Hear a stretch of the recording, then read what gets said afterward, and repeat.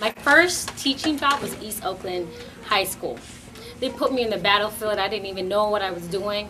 And there were good mentors, but they were also learning at the same time.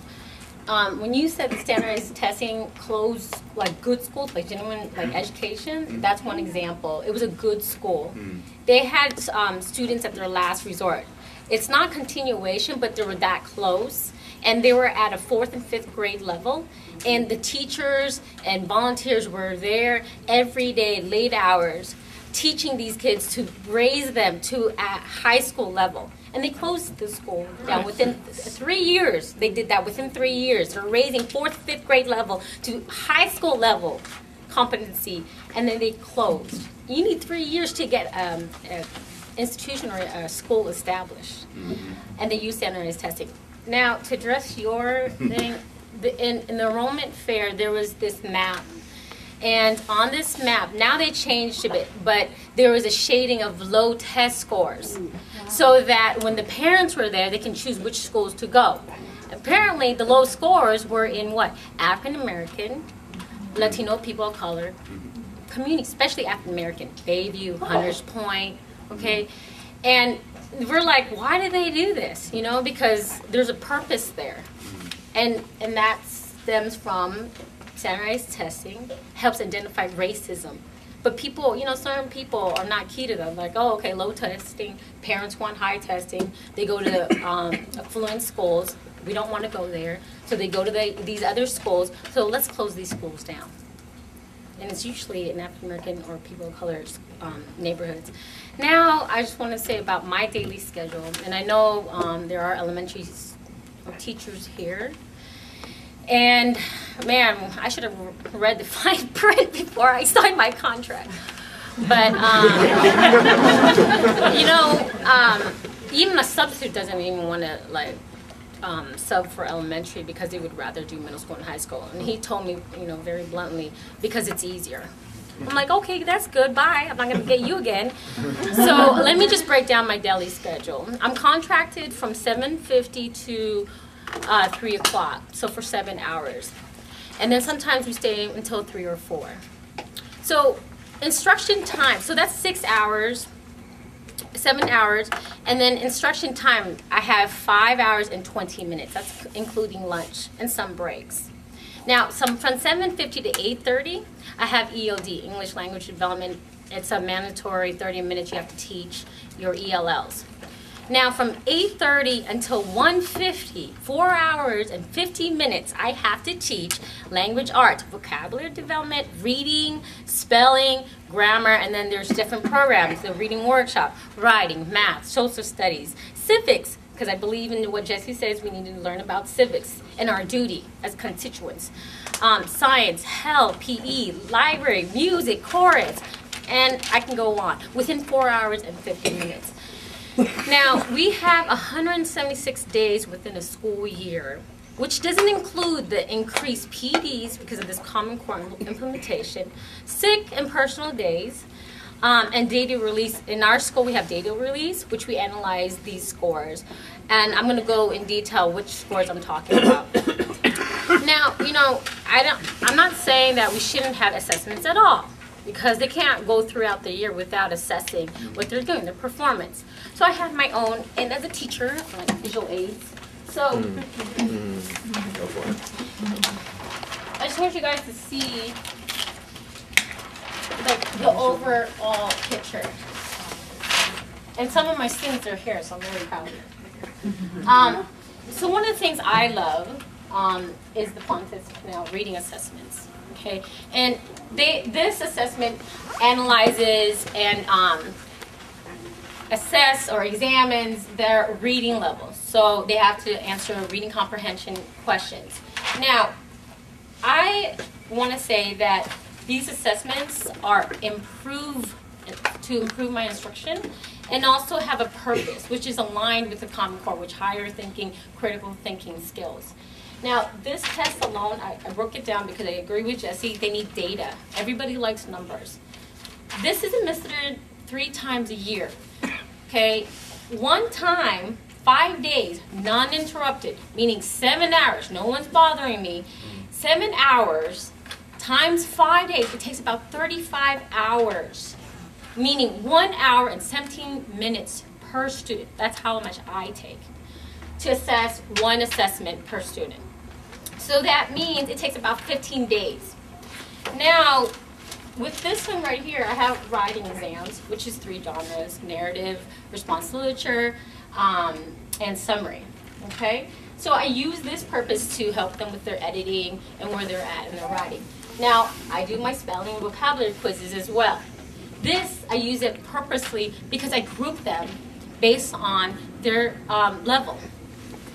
Now, then after that, each unit of math, I give them an assessment as well to also do the same thing. Then I do history and science quizzes because I believe, especially history, they need to learn. So that's my own assessments, and I feel that there's a purpose for it, and I align it with how I teach. Now, in American Federation of Teachers, in the magazine American Teacher, AFT, there was a debate. There was no debate. There was no yes and no. They actually said, and they agreed, that when you do assessments, when you do testing, you have to have a purpose. And it has to align to your teaching. Okay?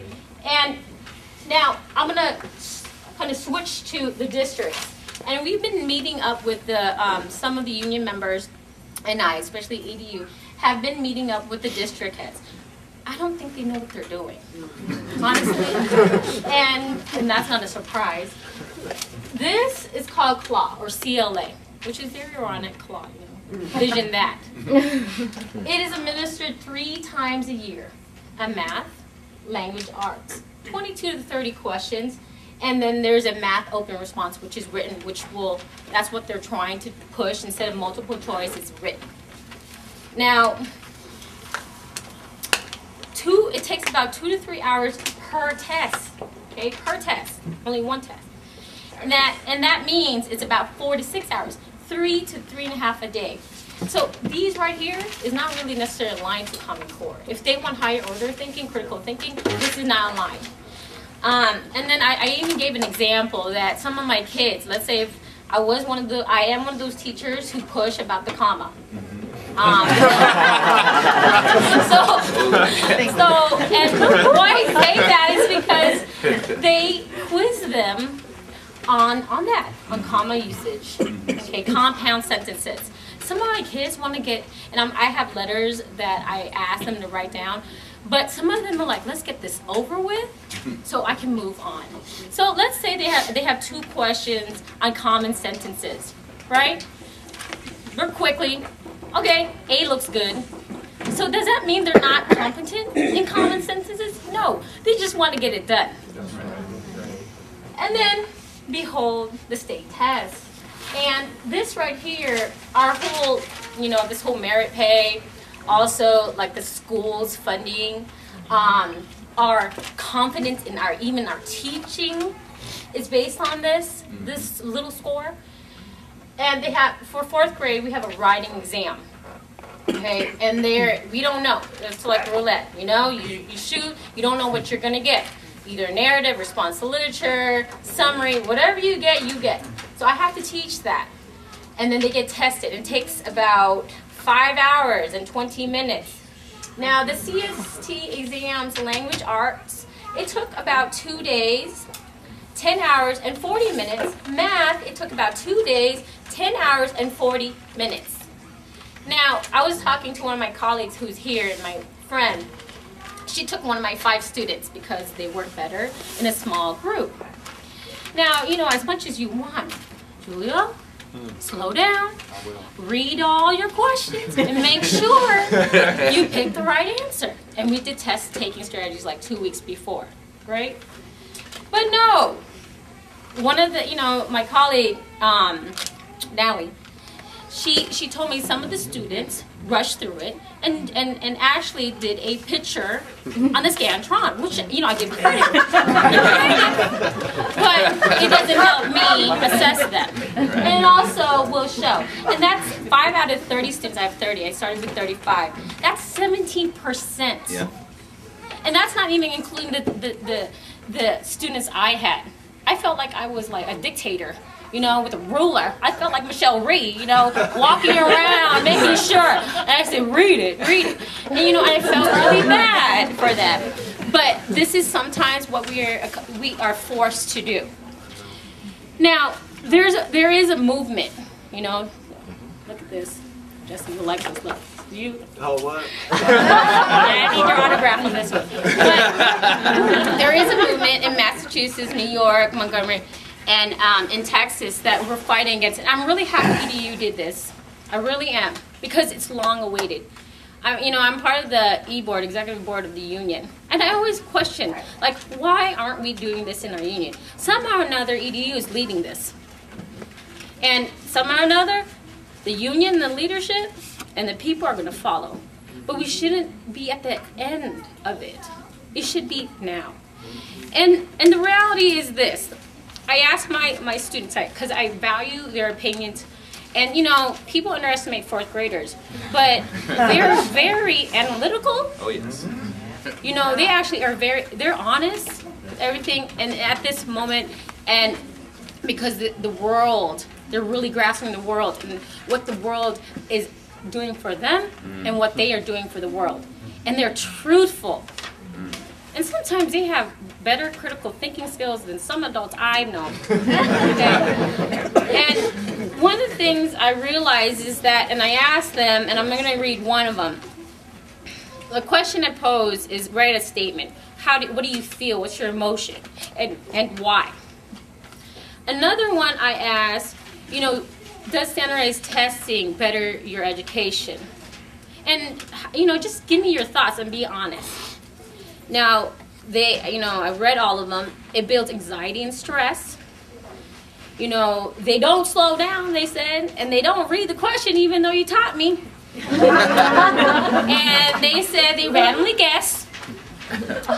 They also say they don't feel competent, or, you know, they feel stupid.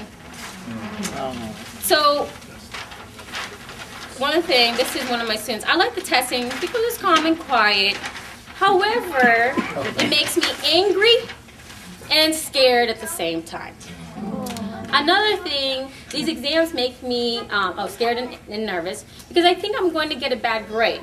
I don't think the test makes me smart because it's about memorization. So the thing we have to ask is maybe these politicians, which they have these commercials of like this, I don't know if you guys seen this, but these commercials of the CEO with these like little kindergarten kids or these little young kids, and they're like, yeah, okay, but they should be asking, because apparently these people who are making dollars, thousands of dollars, 6-digit numbers, are not smart enough to understand as a system. But I guess they do have a political point, I mean, meaning they have a purpose of what they're doing. It is privatizing the education. So I got David to tell me to wrap it up. What am I going to do about it? Not only am I going to do this and you know, inform my parents, and some of them are here, I'm so proud they're here. We're also going to do a study group on Pencils Down. A group of us is already reading it. So if anyone is interested in the summer, contact EDU, or we'll you know, do an e-blast. And then also, you know, hold our politicians accountable. Without our votes, without our tax-paying money, they won't be in the seat. And don't think because the elections are not here, because they're already thinking 4 years, 5 years from now. So we have to politically use our power economically. We are all working class people, and we have that power. And as a whole, we need to work together to push the anti-standardized testing movement. So thank you very much.